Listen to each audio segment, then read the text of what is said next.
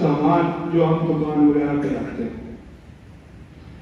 اگر چاندی اکیلی ہے 52.5 تولے ہے تو زکات آئے گی.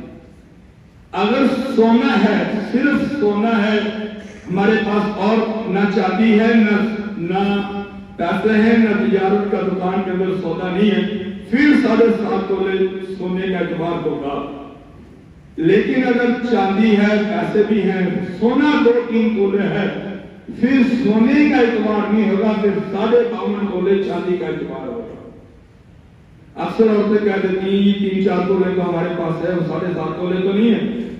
میں ان کو کہتا ہوں تمہارے پاس کتنے پیسے ہیں؟ وہ 20-25 ہزار روپے ہیں. ایک عورت کے پاس 2 تولے زیور ہے, 1 تولہ چاندی کی پنجیبیں ہیں, اور 10-20 ہزار روپے وہ رکھتی اپنے پرس کے اندر, اس عورت کے اوپر زکات آئے گی. اگر نہیں دے گی تو وہ گنہگار ہوگی. یہ بات دین میں. دوسرا یہ ہے کہ جو تجارت کا سامان ہے, اگر ہم نے ادھار لے کر اپنی دکان میں ڈالا ہے, ہم سال کے بعد اس کا حساب لگائیں گے. اگر وہ اتنا برابر ہے پھر زکات نہیں آئے گی. لیکن اگر ہم نے منافع کر کے اتنا مال کما لیا ہے کہ ہم 52.5 تولے چاندی جا کر بازار سے خرید سکتے ہیں ان پیسوں سے, تو ہمارے اوپر زکات آئے گی اتنے مال کے. چوتھی بات, ہم پلاٹ لیتے ہیں, دکانیں لیتے ہیں, مکان لیتے ہیں, ایک تو اپنے رہنے کے لیتے ہیں, ان کے اوپر زکات نہیں آئے گی.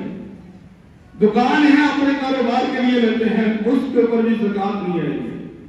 پلاٹ 4-5 لے کر چھوڑ دیے کہ یار بچوں کے کام آئیں گے, ان کے اوپر بھی زکات نہیں آئے گی. اگر پلاٹ اس لیے لیا ہے کہ میں اس کو مہنگا کر کے بیچوں گا, پھر اس کے اوپر زکات آئے گی. اگر تمہاری یہ نیت ہے خریدتے ہوئے کہ میں مہنگا کر کے بیچوں گا.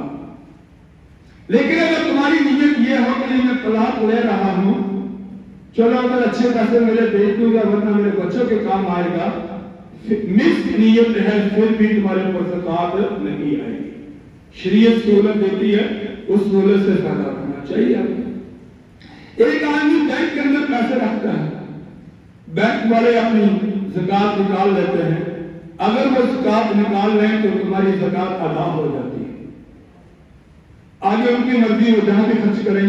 ایک گورنمنٹ کی قانون ہے, اس کے مطابق ہمیں چلنا چاہیے. اگر وہ نکال لیں, اگر تمہارا دل مطمئن نہیں, تم خود نکال کر ادا کرنا چاہو تو تم بینک والوں سے رابطہ کر کے تم خود بھی اپنے ہاتھوں سے مستحق لوگوں کے اندر زکات کے پیسے تقسیم کر سکتے ہو. ایک آدمی کے پاس 5-6 لاکھ روپے ہے, 5-6 لاکھ اس نے قرض دینا ہے.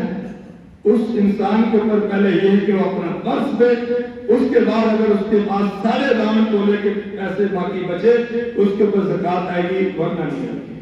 ایک بات اور, یا آخری بات ہے, تو باقی زکات دینے سے پہلے جو لوگ بھی, جو دوست بھی زکات دیتے ہیں, میری بات یاد رکھنا دوستو, ضرور اس مسئلے کو سمجھو پھر دو. اس طرح اس کے بغیر نہ دو. دکانوں سے کچھ لوگ آتے ہیں وہ مال لے کر چلے جاتے ہیں, ادھار پہ قرض لے کر وہ لوگ چلے جاتے ہیں, واپس قرض نہیں دیتے. یعنی کسی آدمی کی کریانے کی دکان ہے, کسی آدمی کی مٹھائی کی دکان ہے, یا فریزر وغیرہ یا موٹر سائیکل وغیرہ کی دکانیں ہیں, ادھار پہ لیا اور وہ چلے گئے اور انہوں نے واپس قرض نہیں دیا.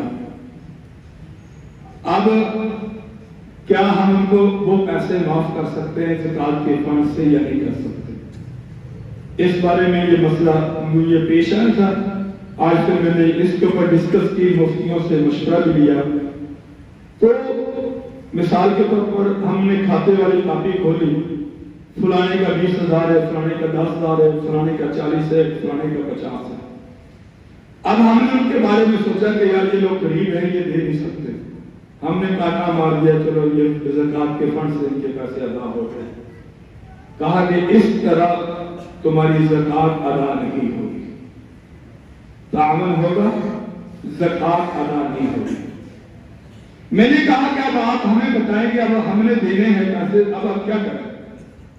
کہا کہ اس کو اپنی دکان پہ بلاؤ, اپنی دکان پہ بلا کر اپنے سامنے بٹھاؤ، اس کو بٹھا کر اس کو کہو کہ یار تیرے ذمہ اتنے پیسے ہیں، تو وہ دے نہیں سکتا، مجھے پتا ہے کہ تیرے پاس ہے نہیں، تو دینا چاہتا نہیں، تو دے نہیں سکتا، یہ پیسے ہیں میرے پاس، یہ تو اپنے پاس رکھ کر اپنا وہ کھاتا کلیئر کروا لے، یہ نہیں کہ اس کو واپس دے لے، یعنی دے کر اس کو ایک دفعہ گھر بھیج دو ورنہ پھر واپس نہیں آئے گا، اس کو کوئی یہی بیٹھ کر یہ پیسے ہیں اپنے پاس سے اس کو پیسے دو، اور وہ 20,000 کا یا 40 ہے وہ اس کے ہاتھ میں آئے، پھر اس کو دے کر اس کو کہو کہ اپنا کھاتا نیل کر دو، اب وہ اپنا کھاتا نیل کروائے گا اور وہ تمہیں وہ پیسے تمہیں واپس کرے گا۔ فرمایا کہ اس طریقے سے زکوٰۃ ادا ہو سکتی ہے، اپنے طرف سے اس کے کھاتے سے پیسے نکال دینے، جو تمہارے اوپر زکوٰۃ کی فرضیت ہے وہ باقی رہے گی، تمہاری زکوٰۃ ادا نہیں ہوگی۔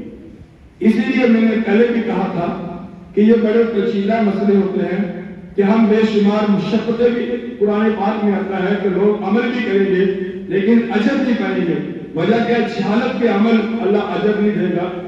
سیکھ کر دین کو سیکھو، علم کو سیکھو، جیسے ہم دکانداری سیکھتے ہیں، تجارت سیکھتے ہیں، صنعت سیکھتے ہیں، ایسے دین کے مسئلے سیکھو، علماء کے پاس بیٹھو، صاحب علم لوگوں سے مسئلے پوچھو۔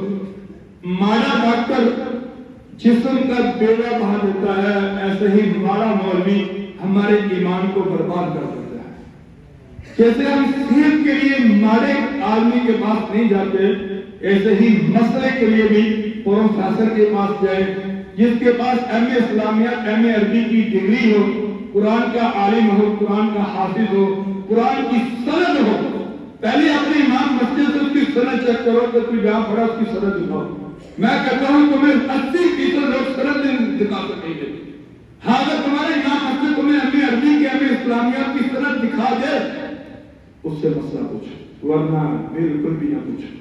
بس اللہ سے دعا ہے اللہ ہمیں توفیق عطا فرمائے۔ آخر دعوانا